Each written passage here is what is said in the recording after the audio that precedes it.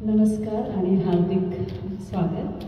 माझे आई वडील हे आजी आजोबा गटाच्या एक भागात आहे आणि ते पुष्कळ वर्षापासून इथे दरवेळेस येतात. ते माझे बाबा नेहमी ह्यांना 3 देवी म्हणायचे आणि ह्या 3 देवी त्यांनी सगळ्या आजी आजोबा यंग लोकांना एकत्र करून जे काम करतात ते फार मोठं करतात. त्यासाठी म्हणून आम्ही सगळेजण म्हणजे त्यांचे मुलं आम्ही खूप आभारी आहोत आणि आय एम शुअर तुमचे पण सगळ्यांची मुलं खूप आभारी असलेले की आठवड्यातनं एकदा.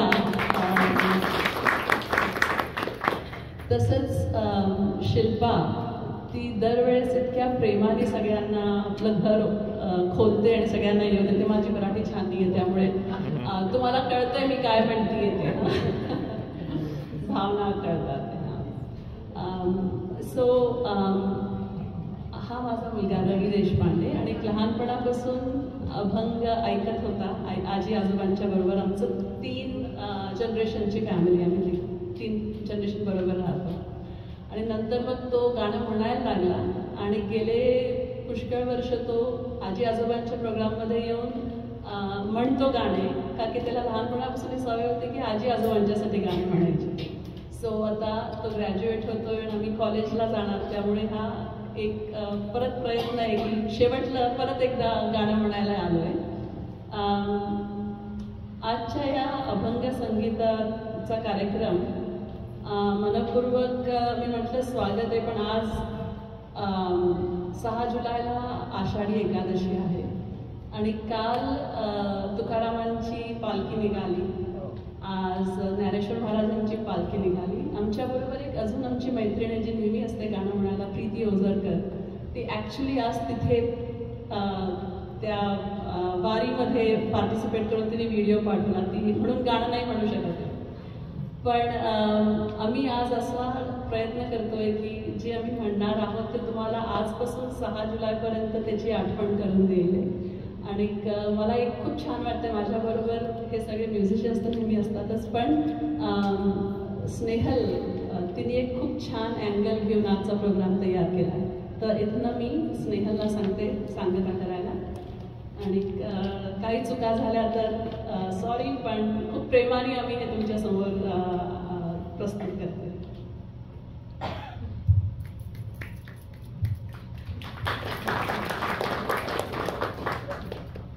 नमस्कार, मी स्नेहल आणि आमच्या कार्यक्रमातले हे सर्व कलाकार इथे बसलेल्या ज्येष्ठ आणि रसिक श्रोत्यांकडनं अनुमती आणि आशीर्वाद मागतो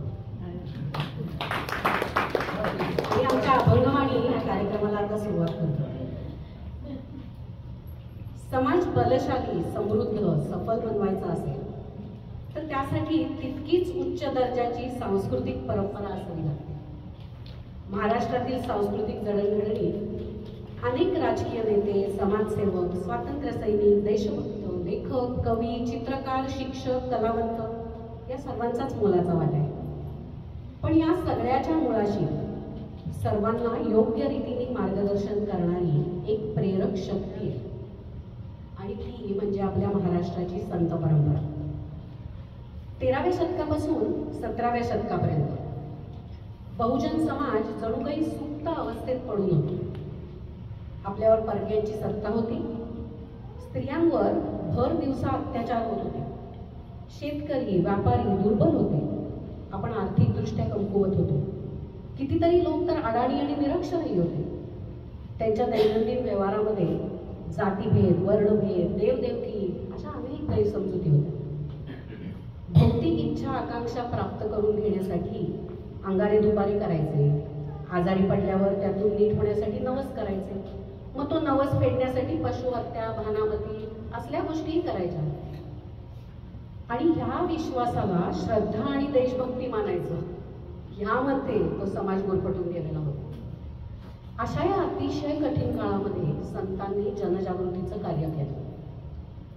लोकांना आपल्या भजन, प्रवचन, कीर्तन यासारख्या माध्यमातून जागृत केलं. ज्ञानमार्ग दाखवला, भक्तिमार्ग दाखवला आणि सुखी जीवनाची जणू एक गुरुकिल्लीच त्या समाजाकडे पोहोचवली. तर त्या काळात लिहिल्या गेलेल्या संत वाङ्मयातील काही रचनांची अगदी अल्प प्रमाणात ओळख करून देण्याचा आमचा हा प्रयत्न आहे.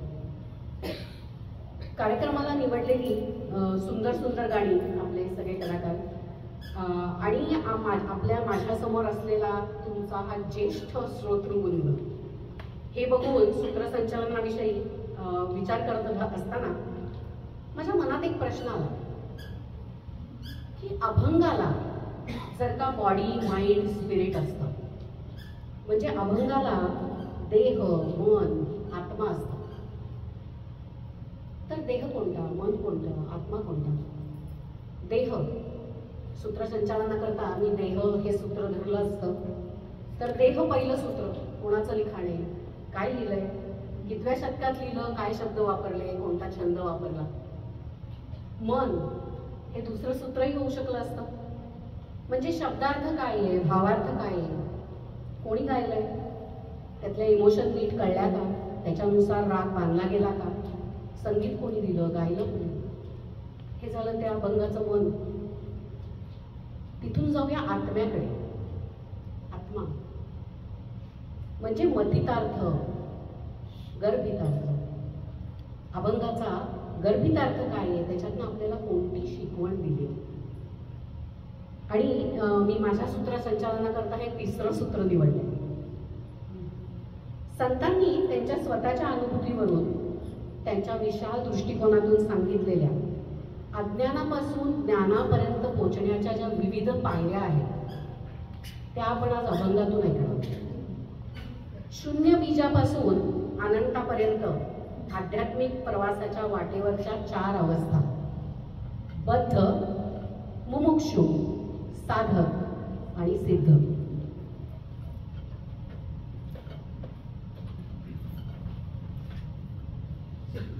आजच्या कार्यक्रमातली पहिली रचना ज्ञानेश्वरांची आहे, मोगरा फुलला.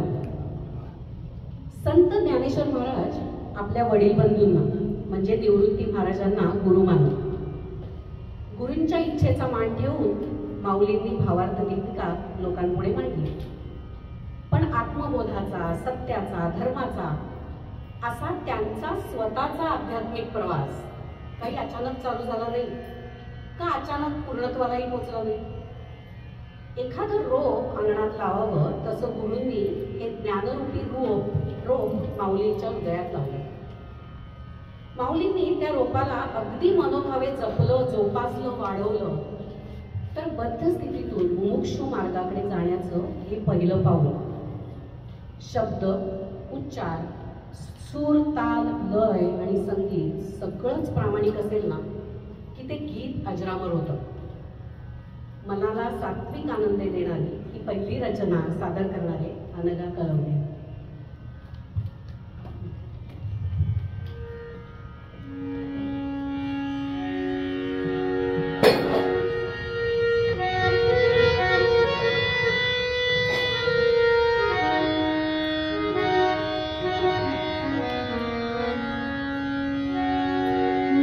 मोगरा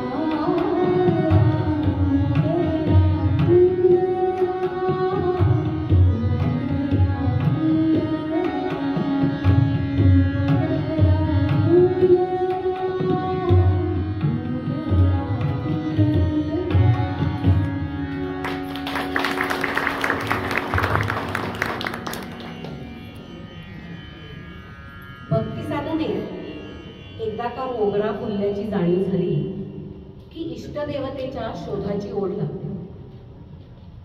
या इष्टदेवतेच्या गावाला पोचायचं कसं? तर नामस्मरणातून. पण त्या मार्गावर मग कितीतरी गोष्टी आडव्या येतात हो. तहान, भूक, निद्रा आणि इतर विषय सुखांच्या रूपात देह आडवा येतो. तर कसल्याशा व्याख्या, तर्ककुतर्क, वितर्क, वाद, संवाद, प्रमाद याच्या रूपात मन आडवं येतं. संत नामदेवांच्या पुढल्या अभंगात विठ्ठलाकडे त्यांची अशी तक्रार आहे की आत्मिक उन्नती करता नामस्मरण करावं हे कळत असूनही मला वळत कसं रे नाही. तुझ्या अखंड रूपाचं आकलन मला का बरं होते. ती रचना ऐकूया रवीकडून. अमृताहुनी गोड नाम तुझे देवा.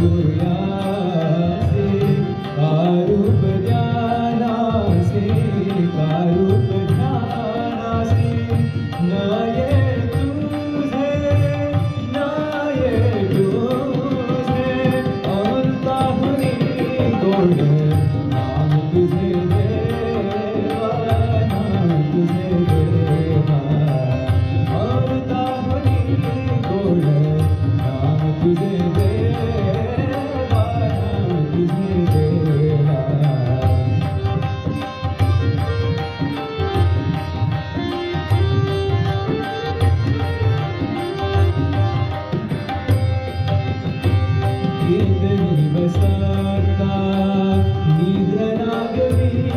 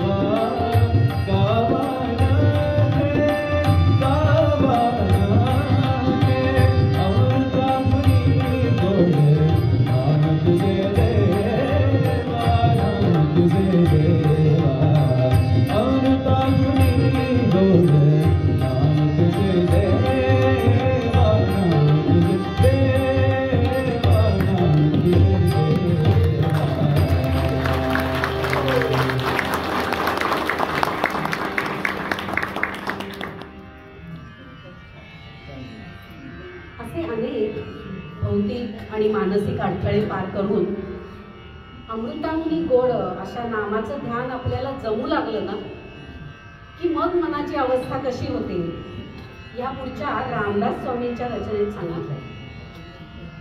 प्रपंच करावा नेटका मग जाणावे परमार्थ विवेका. म्हणजे प्रपंच नीटनेटका करतानाच परमार्थ साधावा. मग त्यासाठी सोपा उपाय कोणता? तर परमेश्वराचं नामस्मरण. आपल्या प्रपंचाचे आपण फक्त एक विश्वस्त आहोत. अशा समजुतीने एकदा का सगळी जबाबदारी परमेश्वरावर सोपवली की मग आपलं मन चिखलातल्या कमळासारखं निष्पाप राहू शकतं. सांसारिक अडचणींपासून दुःखांपासून येणाऱ्या त्या नैराश्याची जागा मग अखंड समाधान घेतं. रवी आपल्याला आता ऐकवणार आहे ध्यान लागले रामाचे दुःख हरले जन्माचे.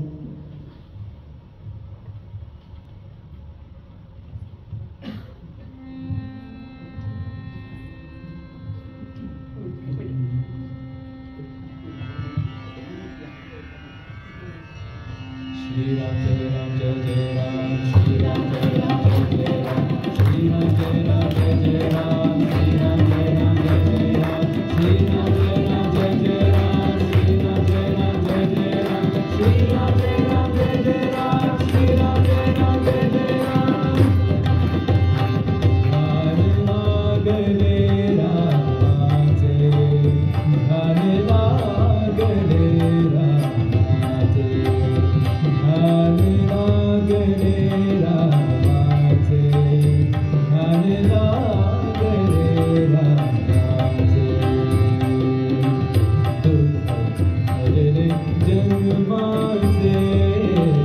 दुःख हरले जन्माचे. दुःख हरले जन्माचे. ध्यान लागले रामाचे. ध्यान लागले रामाचे.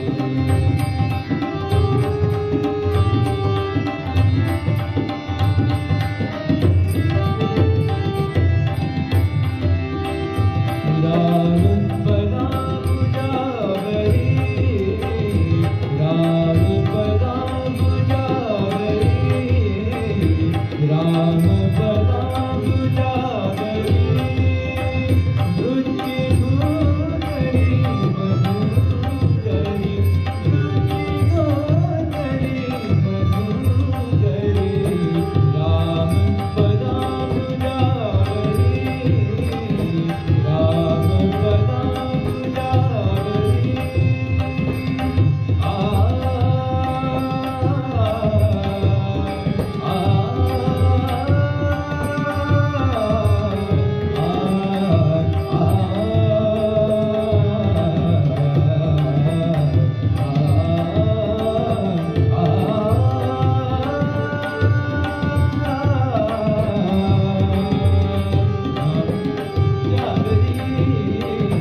राम पदा बुजावरी.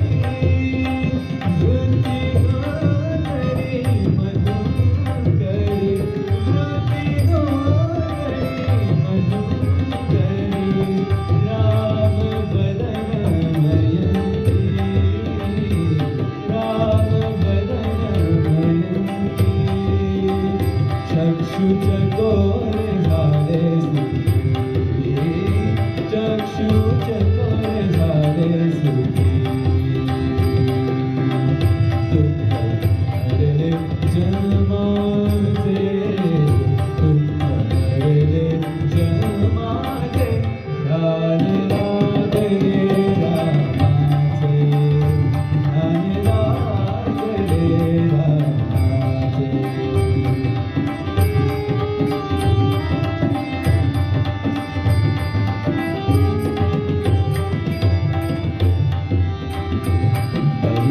मेघ श्याम में. मेघ श्याम में. मेघ श्याम में. चित्त चालक निवाए. चित्त चालक निवाए.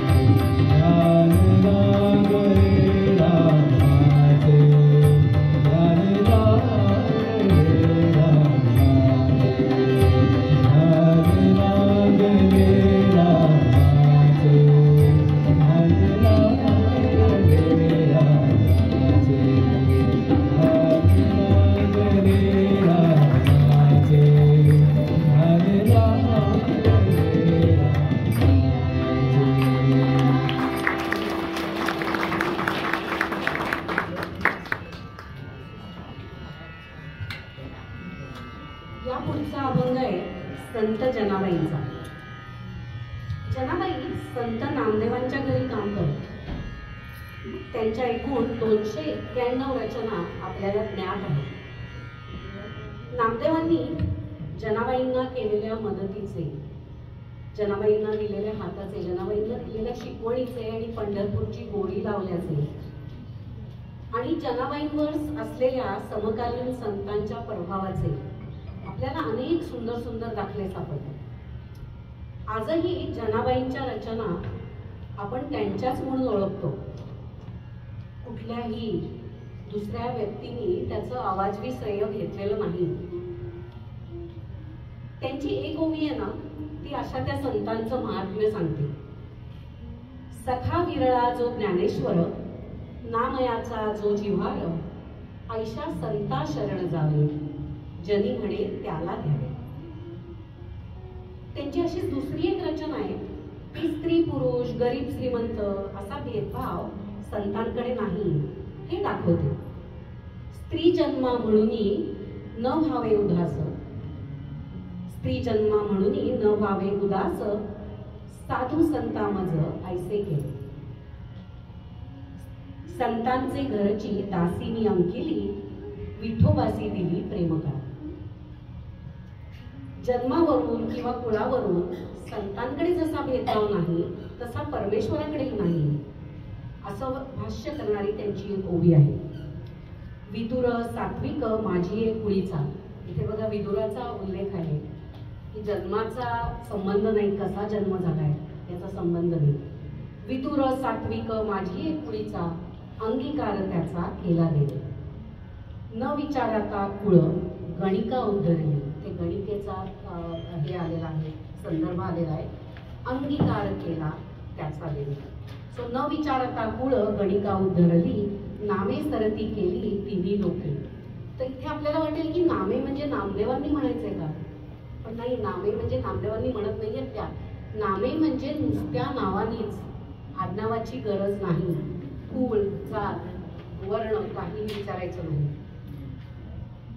तर नदीचं मूळ आणि ऋषीचं कुळ असं विचारू नये अशी म्हण आहे ना. अशाच अर्थांची जनाबाईंची जातीयवादावर अजूनच प्रखर टीका करणारी सुद्धा एक ओवी. ऋषींची कुळे उद्धारिली जेणे, रौरव तेणे वस्ती केली. रौरव म्हणजे नरक. कुळ विचारून जो आपलं त्याच्या विषयीचं आचरण ठरवतो त्याला फक्त नरकातच जागा आहे, असं त्यांनी अगदी ठामपणे मानलं. तर आता 700-800 वर्षापूर्वी, माझ्या जनाबाई फार आवडते आहेत बरं का, तू थोडं बोलणार मी.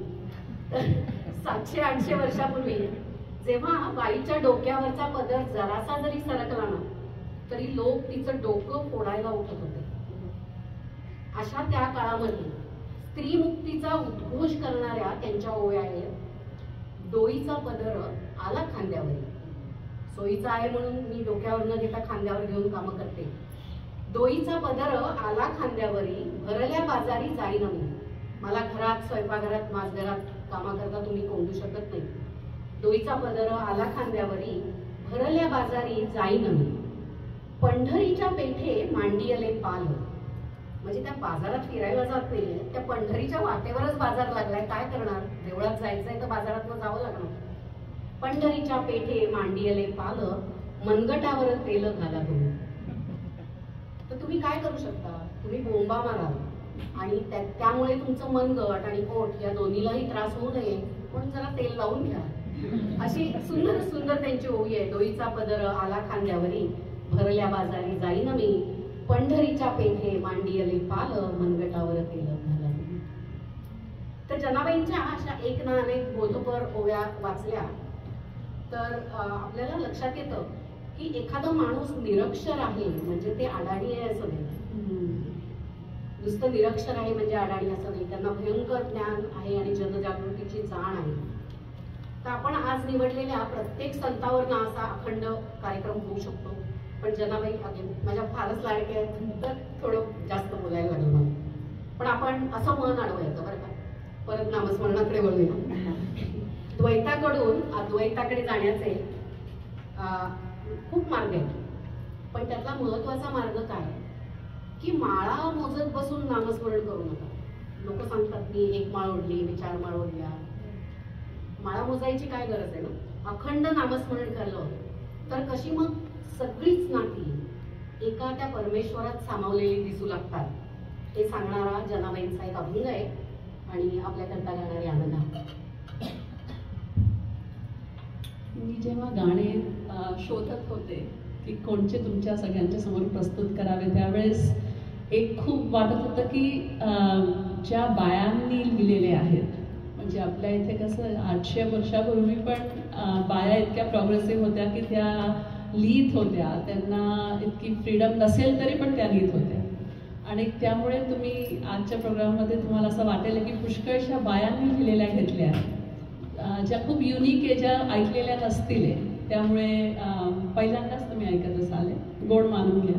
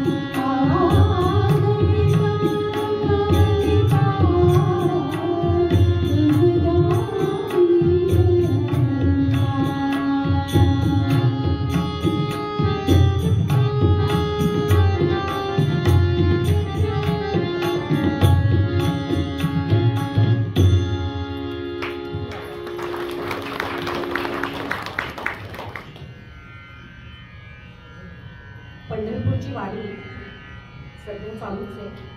काहींना ती ऐकून माहिती आहे, काहींनी ती कदाचित केली असेल. एवढ्या कोणत्या ओढीने हे सारे वारकरी तिथे जात होतो? म्हणजे चंद्रभागेत पापभंगासाठी न्हाण्याच्या आशेने, की जमलं तर विठ्ठलाचं, नाही जमलं तर त्याच्या पादुकांचं, तेही जमलं नाही तर निदान कळसाचं, ते तरी दर्शन घ्यावं अशा आशेने जातात का?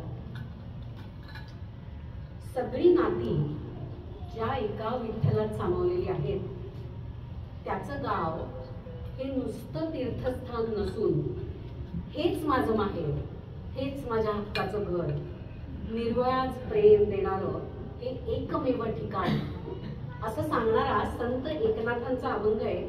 तो ऐकूया रवीकडून, माझं माहेर पंढरी.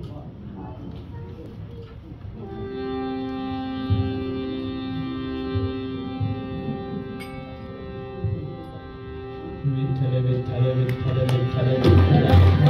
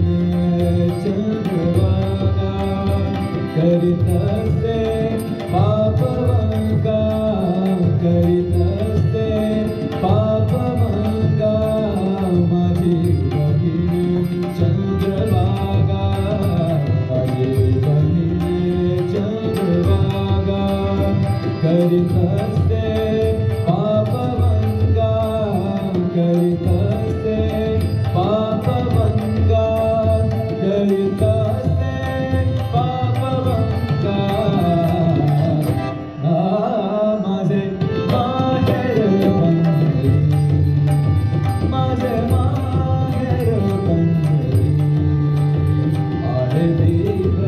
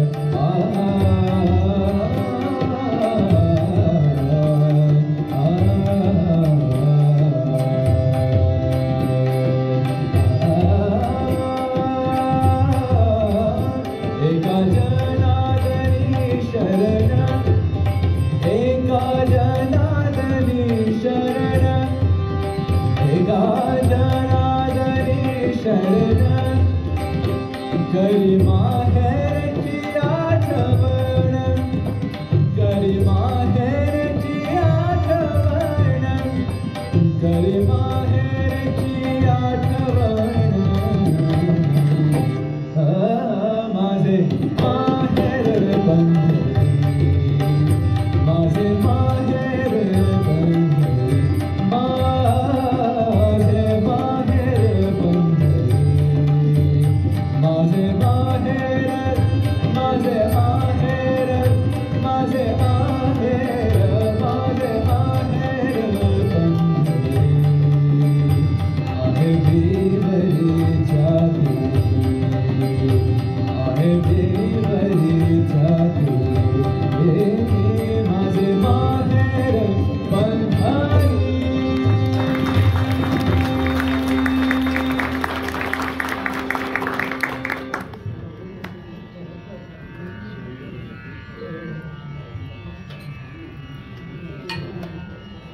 जनाबाईंसारख्या विठ्ठल भक्त आणि तत्कालीन इतर स्त्रियांहून संत कान्होपात्रांचं जीवन पूर्णतः भिन्न होतं.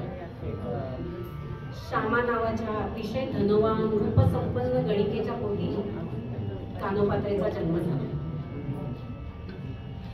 ऐशो आरामी आणि सुखोपभोगी वातावरणात त्या वाढल्या, पण त्या वातावरणात त्या कधीच रमल्या नाही. रूपवान गुणवान संगीत नृत्यात अतिशय प्रवीण अशा त्यांच्या मनाला विठ्ठलाची ओढ झाली. आणि मग एका रात्रीत निर्भयपणे फाटक्या वस्त्रादिशी वारीला निघून विठ्ठलावर विसंबून त्यांनी आपला पुढचा जीवनक्रम ठरवला.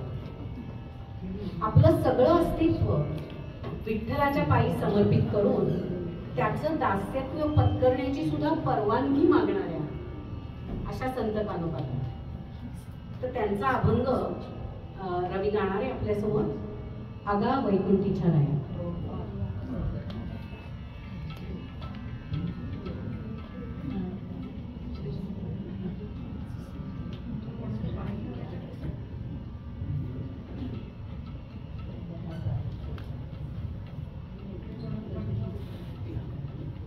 Does anyone on the stage need water?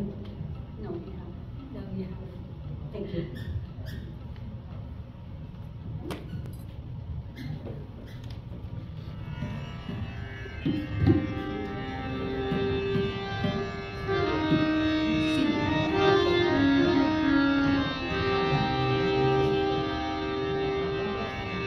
अगा वैकुंठीच्या राया अगा वैकुंठीच्या राया अगा वैकुंठीच्या राया अगा वैकुंठीच्या राया अगा वैकुंठीच्या राया अगा वैकुंठीच्या राया अगा वैकुंठीच्या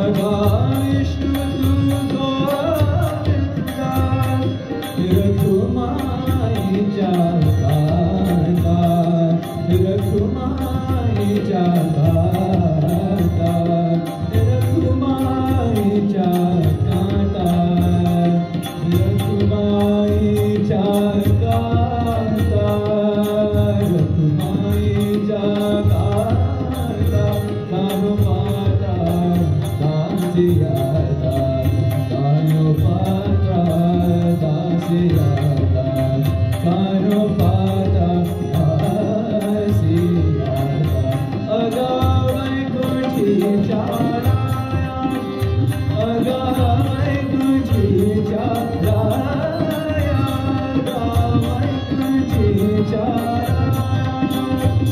अगा वैकुंठीच्या राया अगा वैकुंठीच्या राया अगा वैकुंठीच्या राया अगा वैकुंठीच्या राया अगा वैकुंठीच्या राया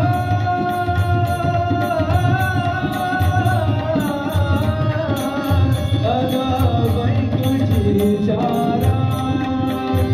अगा वैकुंठीच्या वैकुंठीच्या वैकुंठीच्या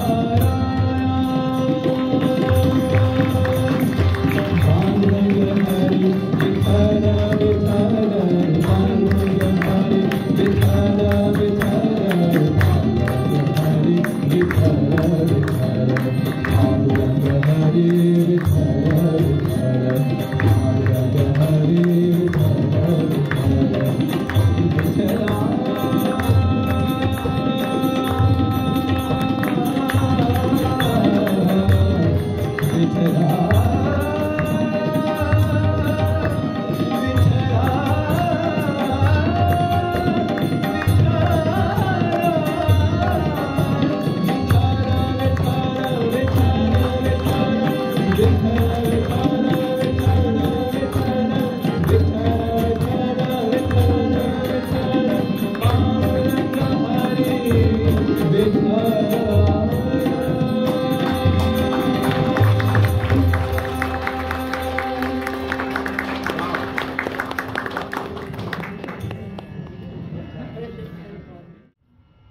तर आता याच्या पुढची पायरी म्हणजे संपूर्ण अद्वैताची.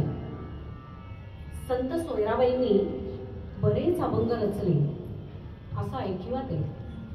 लिहून ठेवण्याचं नव्हतं तेव्हा, पण त्यातले 65 अजूनही उपलब्ध आहे. त्या स्वतःला चोखोबाची महारी म्हणजे चोखोबाची बायको असं अतिशय अभिमानाने म्हणून गेली. पण तरी पण त्यांनी स्वतःचं असं वेगळं एक अस्तित्व सिद्ध केलं. तर साधी सोपी रसाळ भाषा आणि विठ्ठलाशी वाद घालण्याचं त्यांचं धैर्य हे त्यांच्या लिखाणाचं वैशिष्ट्य. संत जनाबाई आणि संत कान्होपात्रांप्रमाणेच सोयराबाईंचाही ठाम विश्वास होता की केवळ शरीरच अपवित्र किंवा प्रदूषित असू शकतं, मन किंवा आत्मा हा नेहमी शुद्धच असतो. त्यांच्या एका अभंगात त्या म्हणतात, देहासी विटाळ म्हणती सकळ, आत्मा तो निर्मळ शुद्ध होतो. देहीचा विटाळ देहीच जन्मला, सोवळा तो झाला कवळ झाला. असाच अजून एक नितांत सुंदर अभंग सोयराबाईंनी लिहिलेला आहे, जिथे आता आपल्याला अद्वैत दिसणार आहे. अवघा रंग एक झाला. तिथे त्या म्हणतात, मी आणि परमेश्वर आता अगदी एकच झालो. मला स्वतःमध्ये स्वतःच्या बाहेरही परमेश्वराचंच रूप दिसतं. काम, क्रोध, मद, मत्सर या चारही दैहिक दोषांपासून मुक्त अशी एक विदेही समाधिस्थ अवस्था मला आता प्राप्त झाली. ऐकूया, अवघा रंग एक झाला.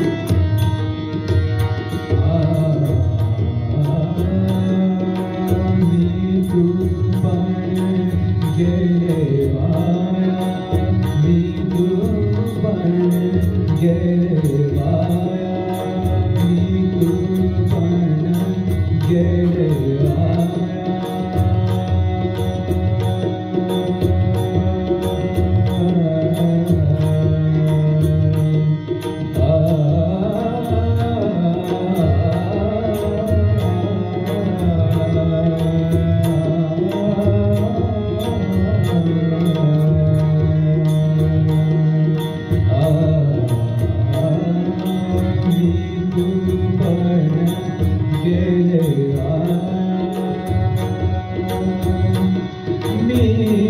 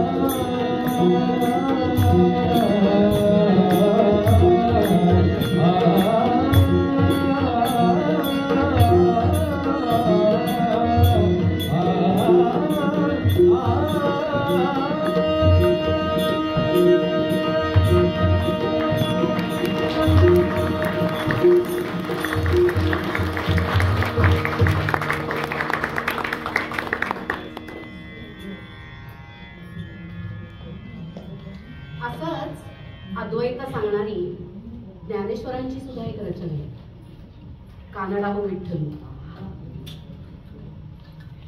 जेव्हा साधकाचा सिद्धाकडे प्रवास चालू होतो, म्हणजे द्वैत आणि अद्वैताच्या गोंधळात असताना जेव्हा ते अद्वैताकडे जाऊ लागतात, तेव्हा मग त्यांची सामाजिक जबाबदारी वाढायला चालू होते. सो ज्ञानेश्वरांनी संस्कृत मधल्या गीतेचं प्राकृत मराठीत भाषांतर केलं आणि नुसत्या त्या कृतीतूनच जणू काही त्यांनी सगळ्या जगाला सांगितलं की ज्ञान मिळवण्याचा अधिकार सगळ्यांना सारखाच आहे. तिथे स्त्री पुरुष, काळा गोरा, गरीब श्रीमंत, अक्षर निरक्षर, उच्च नीच, वर्णभेद असा कुठलाही भेदभाव नाही. ज्ञानेश्वरांच्या लिखाणाचं वैशिष्ट्य असं की त्यांच्या लिखाणात वाङ्मय, भक्तिरस आणि सामाजिक शिकवण या तिन्ही गोष्टी अतिशय उच्च दर्जाच्या दिसून येतात. आपल्याला भक्ताची म्हणजे व्याख्या करायची असेल तर आपण कशी करू? एक अतिशय सोपी व्याख्या विरुद्ध अर्थ सांगून करता येते. आता ही छान व्याख्या आहे का? जो विभक्त नाही, जो विभक्त नाही, हे अद्वैत आहे, जो विभक्त नाही तो भक्त.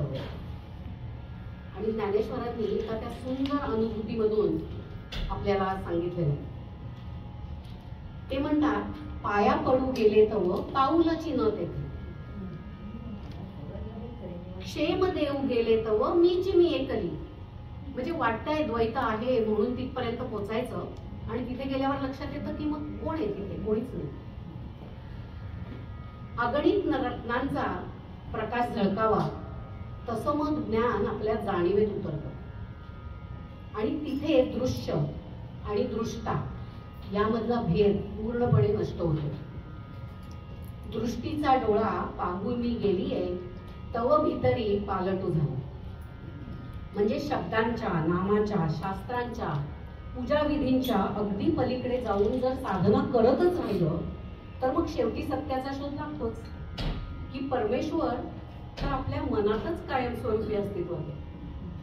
ती रचना भारतीकडून ऐकूया, कानडाहो विठ्ठल. स्नेहल, त्याच्या अगोदर तुला खूप खूप धन्यवाद. तू खूप सुंदर केलंस आणि इतकं सुंदर रवीने गायलं. त्याच्यानंतर मला बसून गायला जरा थोडंसं टेन्शन येतं. तुला खूप कठीण गाणं तू प्रयोगाला घेतलीस दोन्ही. So I am proud of you. भक्ती रस महत्वाचा आहे, त्याच्यामुळे बघूया, प्रयत्न करतो.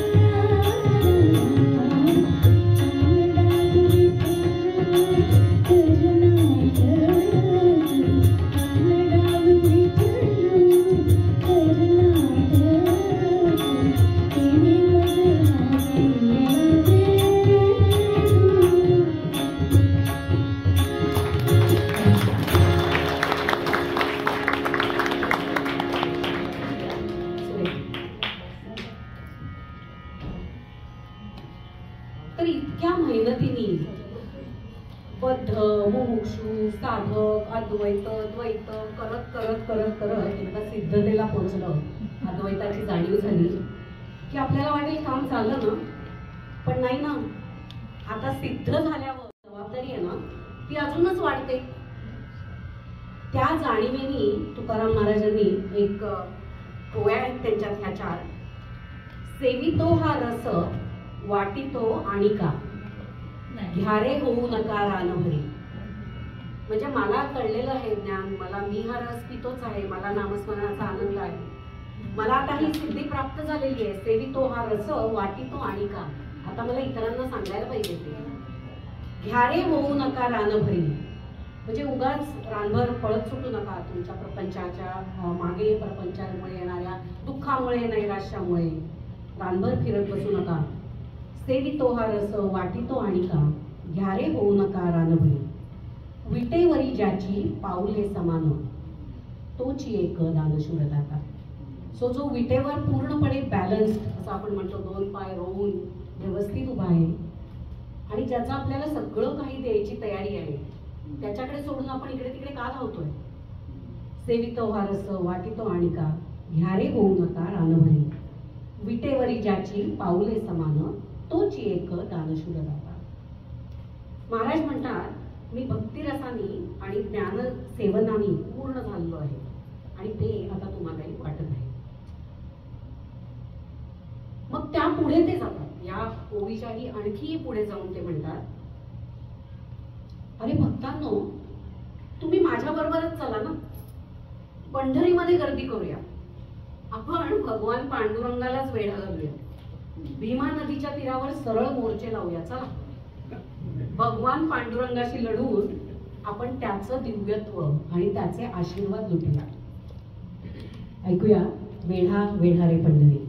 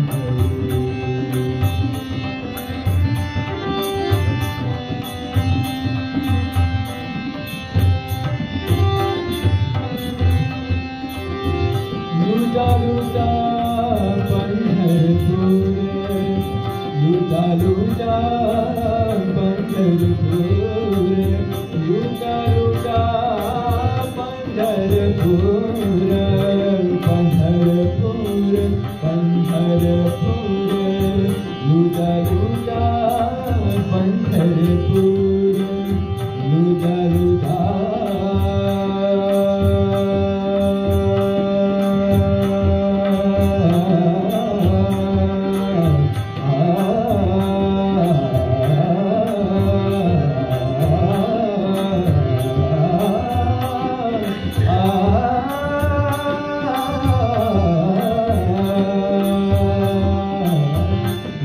लुटा पंढरपूर धरा रखुमाईच्या वर धरा रखुमाईच्या वर धरा रखुमाईच्या वर धरा रखुमाईच्या वर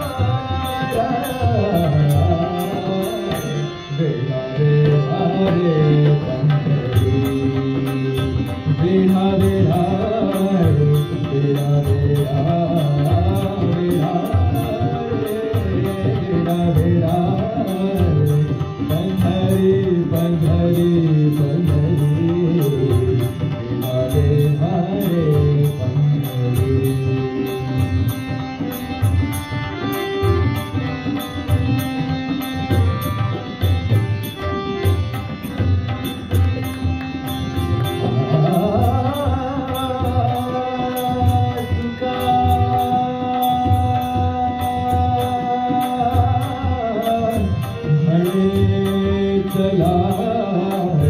चला चला तुका म्हणे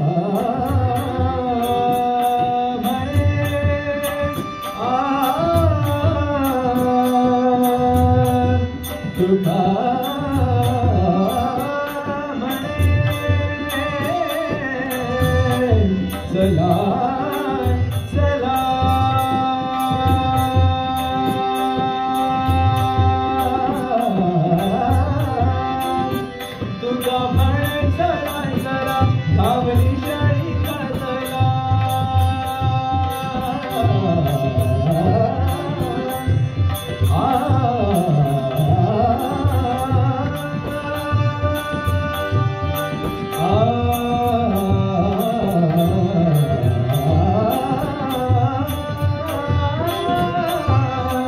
तुका म्हणे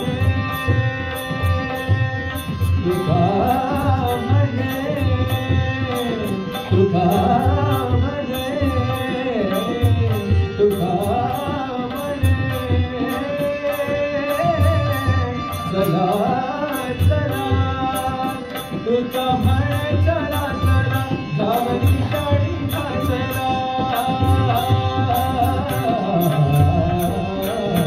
वेळा वेळा रे पंढरी मुशिराबा मुशिराबा भीमाती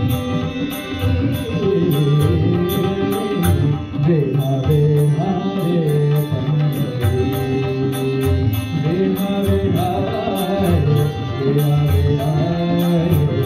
वेढ़ा वेढ़ा रे पंढरी वेढ़ा वेढ़ा रे पंढरी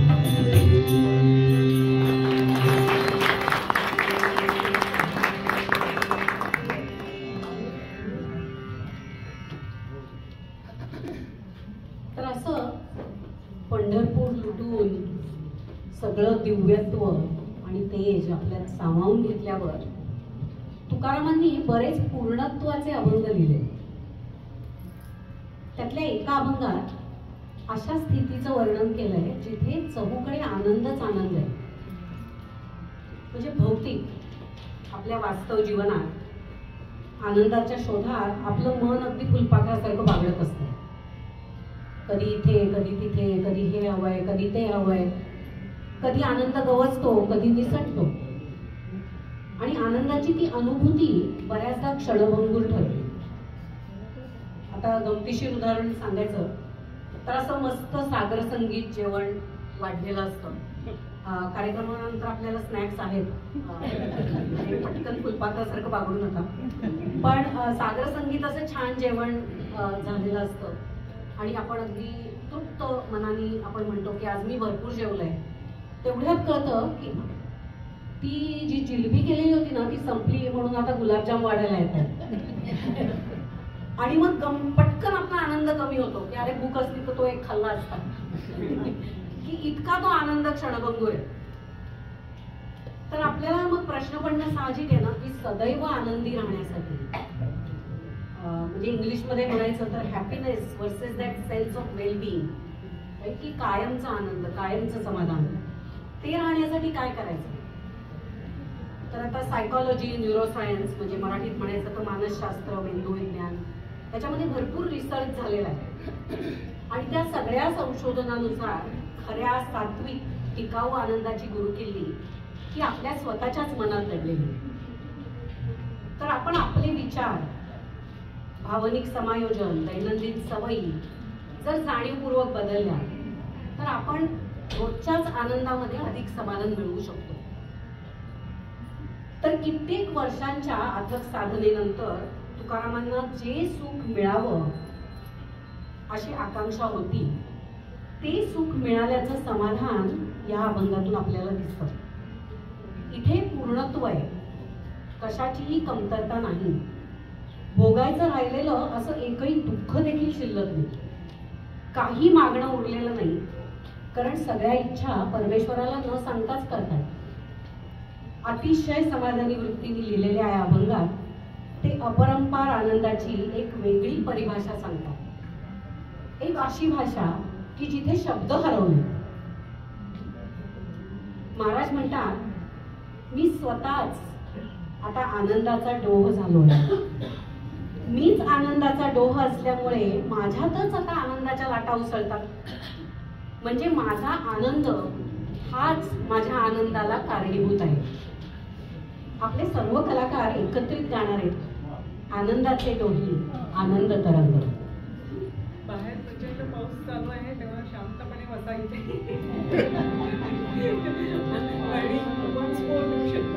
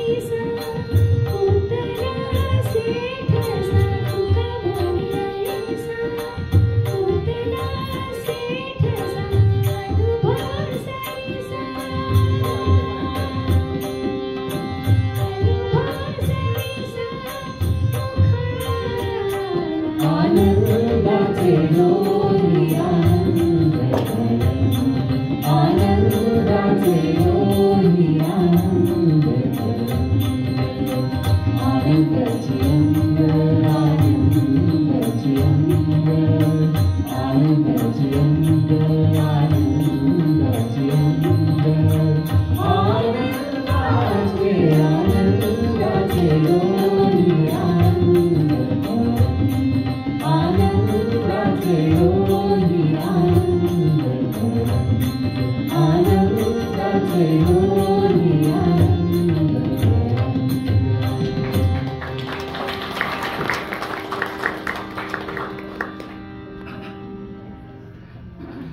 कार्यक्रमाचा शेवट आपण पसायदान म्हणून करणार आहोत.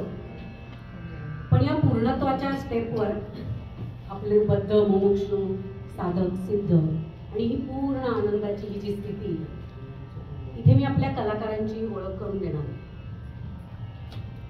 कलाकाराची खरी ओळख कलाच असते. ह्या लोकांनी मला त्यांचा काही रेझ्युमे बायो वगैरे पाठवलेला नाही. मी त्यांची नावं सांगणार आहे आणि त्यांची कला तुम्ही बघितलीच आहे. सो मी आता नावं सांगते. तबल्यावर आहे संदीप हट्टंगडी आणि त्यांचे फेवरिट शिष्य विहान केरकट्टे. तुम्ही बघताय की ते कसे अतिशय गोड, एक उजव्या हाताने एक डाव्या हाताने, म्हणजे प्रॉमिनंट हँड वेगळा असल्यामुळे अशी मस्त मिरर इमेज असल्यासारखे वाजवतात. आणि संदीपचं वैशिष्ट्य असं की त्यांनी सांगितलं माझी ओळख करून द्यायची तर विहानचे गुरु एवढं सांगा की म्हणजे ही गुरुची खरी ओळख. हार्मोनियमवर आहेत सुजित फणसे. एकही रिहर्सल नाही, त्यांनी आमच्याबरोबर आज येऊन ते कळलंच त्यांना. आपण विचारू नाही कळलं. शेवटच्या अंतरापर्यंत सूर लागले होते. नाही, सुरेख सुजित सुंदर साथ. आपले सिंगर्स मी इकडनं चालू करते. अनघा कळवदे,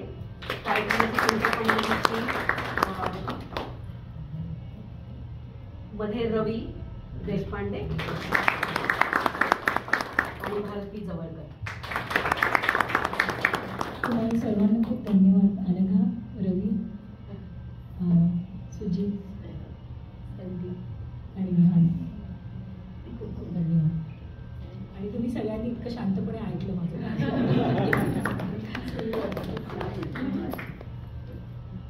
आणि कार्यक्रमाचं स्क्रिप्ट आणि लिखाण माझं मीच नाही.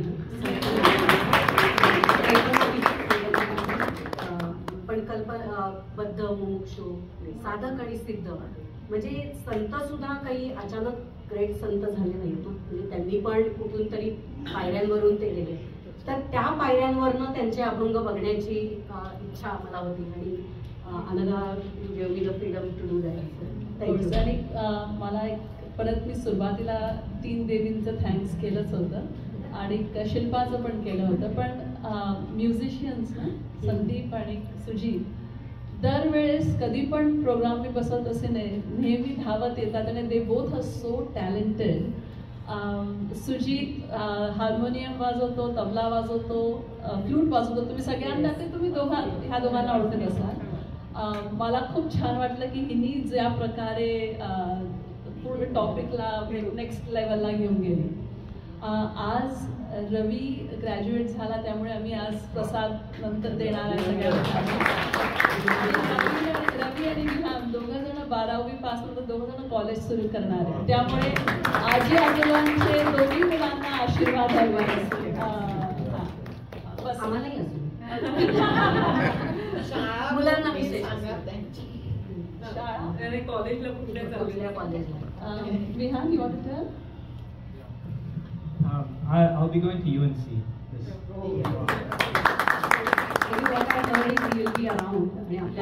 अजून ऐकता येईल. तुम्हाला विहान नक्कीच अजून मिळेल ऐकायला. तू चॅपल हिलला चालला. Anwar High School. Me East Chapel High School that's graduate झालं. I'm going to Stanford, California, so unfortunately I won't be here, but hopefully I come back soon. No, I think I'm going to request Sucheta Maushi की आम्ही गरमीत आलो की आम्हाला नक्की जागा द्या. शिल्पा मावशींनी जागा दिली की तुमचा प्रोग्राम. आय होप आजी आजोबांना आवडला हा प्रयोग. So पुढच्या समर मध्ये आम्ही परत येऊ म्हणून. त्यांचं शेवटचं शेवटचं. आणि आणि आमच्या सगळ्यांकडून रवीला खूप खूप आशीर्वाद. दोघांना दोन्ही मुलांना. तर आम्ही कलाकारांची ओळख करून दिली. एकदा आपण ना परत एकदा जोरदार टाळ्या वाजवूया. आणि आता त्यांच्या आशीर्वादांकरता आपण टाळ्या वाजवूया. थँक्यू. तर आता कार्यक्रमाचा शेवट आपण पसायदानाने करणार आहोत. निर्मळ मनाने अखिल विश्वाच्या कल्याणासाठी एका प्रामाणिक भक्ताने प्रत्यक्ष जगन्नियंत्याकडे केलेली विश्व प्रार्थना म्हणजे पसायदान. मनात यत्किंचितही आपपर भाव न ठेवता शुद्ध निरागस आत्मीयतेने ज्ञानेश्वरांनी परमेश्वराकडे विश्व कल्याणासाठी केलेलं आर्त मागणं म्हणजे पसायदान. रवी आपल्यासाठी गाणार आहे आणि आपणही आपल्या इवल्या उंजळी पसरून परमेश्वराकडे प्रार्थना करूया की अखिल विश्वात शांती, समृद्धी, ज्ञान आणि समाधान कायमस्वरूपी राहू.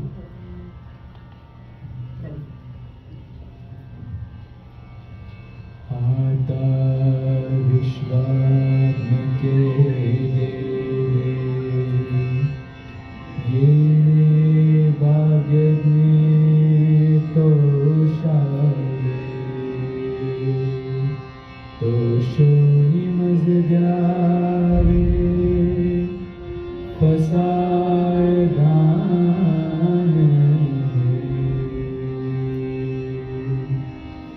जे खळांची व्यंकटी सांडो तया सत्कर्मी रती वाढो भूतान परस्परे पडो मैत्र जीवाचे दुरिताचे विश्व स्वधर्म सूर्य पाहो जो वाचील तो तेरा हो प्राण जात वर्षत सकलंगळी ईश्वर निष्ठाची मागिया